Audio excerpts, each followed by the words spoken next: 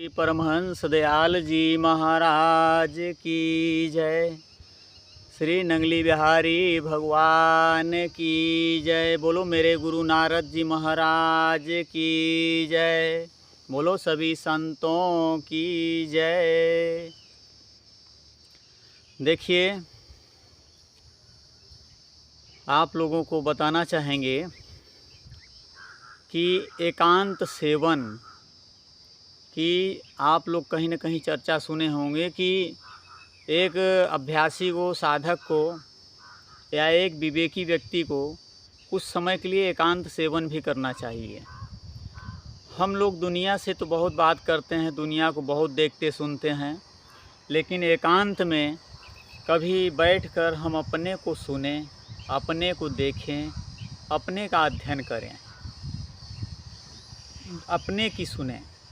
हम दूसरे को तो सुनते सुनते सारी उम्र गुजारते चले जा रहे हैं, शांति नहीं मिल रहा है, सुकून नहीं मिल रहा है। लेकिन जब हम अपने आप का सुनना शुरू करेंगे, अपने आप को देखना शुरू करेंगे, तो अपने आप का सुनना शुरू करेंगे, तब हमें शांति मिलने लगेगी। तो एकांत सेवन बहुत इम्पॉर्टेंट है, बहुत ज़रूरी है। कभी कभी 24 घंटे में कुछ समय निकाल कर एकांत में बैठना चाहिए और अपना अध्ययन करना चाहिए, अपने को देखना चाहिए, अपने को समझना चाहिए हम जीवन में क्या कर रहे हैं, क्या नहीं कर रहे हैं, क्या हमें करना चाहिए। कि जब हम अकेले में बैठेंगे, इस पर विचार करेंगे फुर्सत में, तभी हमें समझ में आएगा। नहीं जीवन भर हम दूसरे का सुनने में समय गुजार देंगे तो हम अपना नहीं सुन पाएंगे, न समझ पाएंगे। तो इसलिए एकांत बहुत ज़रूरी है। एकांत सेवन इसीलिए बहुत ज़रूरी है कि उस घड़ी हम अपना निरीक्षण कर सकते हैं। दिन भर हम क्या कर रहे हैं उसका निरीक्षण करें कि हम कितना सही कर रहे हैं, कितना गलत कर रहे हैं, उसका जो है हम निरीक्षण करें, सुधार करें। तो ये हमारे लिए बहुत ज़रूरी है। तो एकांत सेवन सभी लोग करिए। कुछ समय के लिए अपने विचारों को देखिए, आपके विचारों में क्या उथल पुथल चल रही है, उसका निरीक्षण करिए, उसको देखिए, समझिए, उसका सुधार करिए। हम आप ही अपने विचारों का, अपने कर्मों का, अपने आचरण का सुधार कर सकते हैं, कोई दूसरा नहीं कर सकता। ज्ञान हम संत महापुरुषों से सीख कर उस पर जब हम खुद अमल करेंगे तभी उसका लाभ मिलेगा। यही है स्वयं का सुधार। और जब हम बहुत सुने और करें कुछ ना, तो कोई लाभ नहीं होगा। बहुत सुनने से कुछ नहीं होगा। आप जितना सुनिए न उसका 100% तो 50% ज़रूर उस पर आचरण उतारिए, तो उसका अभ्यास करिए, अमल में लाइए। और कोई 50% नहीं कर पा रहा है तो 25% ही करें। अगर 25% भी नहीं कर पा रहा है तो 10% करें।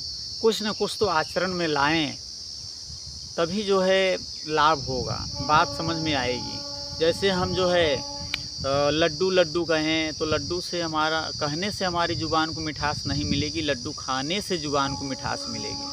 हम दिन भर क्या 24 घंटे लड्डू लड्डू चिल्लाएं, मिठास नहीं मिलेगी।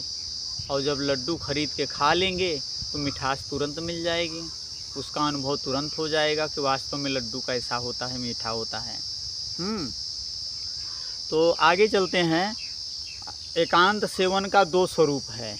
एक तो अभी हमने बता दिया कि कभी समय निकाल कर एकांत में बैठिए और अपने आप का निरीक्षण करिए, अपने आप को देखिए, समझिए और सुधार करिए। एक ये हो गया। दूसरा एकांत सेवन जो है आंतरिक है। अभी तो हमने जो पहला स्वरूप बताया एकांत सेवन का, वो बाह्य स्वरूप है। और आंतरिक स्वरूप है। जब बाह्य स्वरूप का हम एकांत सेवन करेंगे तब धीरे धीरे एक दिन आएगा कि हम आंतरिक एकांत स्वरूप में पहुँचेंगे। एकांत स्वरूप अंदर का क्या है उसको समझने का प्रयास करिए।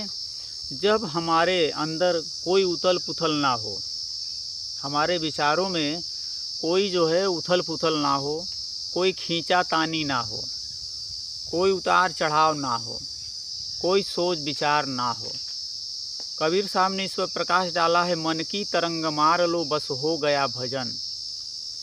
यही कह रहे हैं कि अंदर से तुम एकांत हो जाओ, शांत हो जाओ।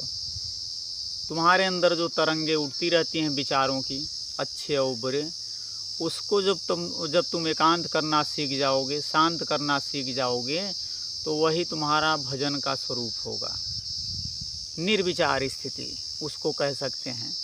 तो जब हमारे अंदर कोई उथल पुथल ना हो, कोई विचार ना हो, कोई खींचातानी ना हो, कोई चिंता ना हो, हाँ, अचाह की स्थिति में जब हम पहुँचेंगे, हमारा अंतःकरण शांत हो, तो असली शांति का सेवन वही है, आंतरिक।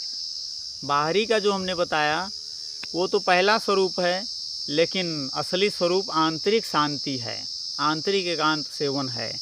आंतरिक एकांत सेवन तभी संभव होगा जब हम जो है अपने अभ्यास को मजबूती से धारण करेंगे, भजन अभ्यास को। संत महापुरुष जो वाणी बताते हैं, मार्ग क्रिया बताते हैं, उसका हम मजबूती से सेवन करें, उसका जो है पालन करें। तो एक दिन ऐसा आएगा कि हमारा अंतःकरण वास्तव में शांत हो जाएगा, एकांत हो जाएगा।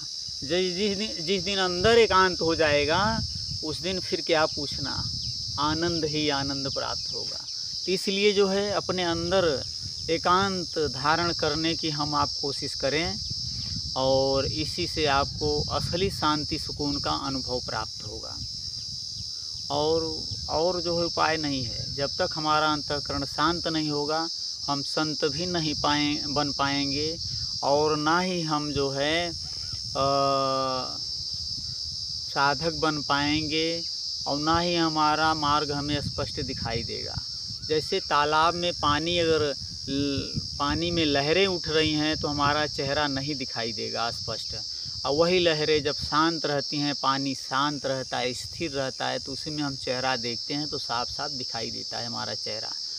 तो उसी प्रकार हमारा अंतःकरण रूपी सरोवर जब शांत रहेगा, तो हमारा जो असली स्वरूप है अविनाशी का, तब वो स्पष्ट दिखाई देगा। उसके पहले स्पष्ट नहीं दिखाई देगा। उसके पहले तो हम भ्रम में ही रहेंगे।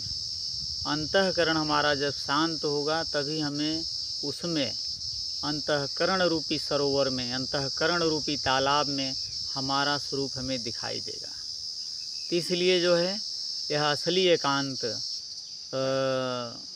के बारे में आप लोग विचार ज़रूर करिएगा, और ज़रूर इसका अध्ययन करिएगा, इस पर अमल करिएगा, और आप लोग जो है इसका लाभ लीजिएगा।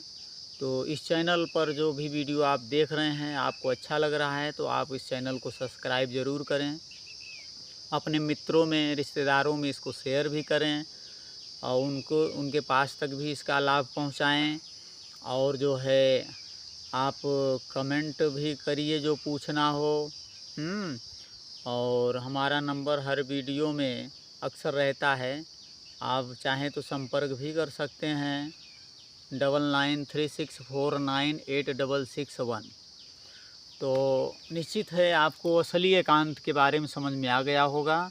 तो आप लोग इसका अभ्यास करिए और लाभ लीजिए। बोलो श्री सच्चिदानंद भगवान की जय।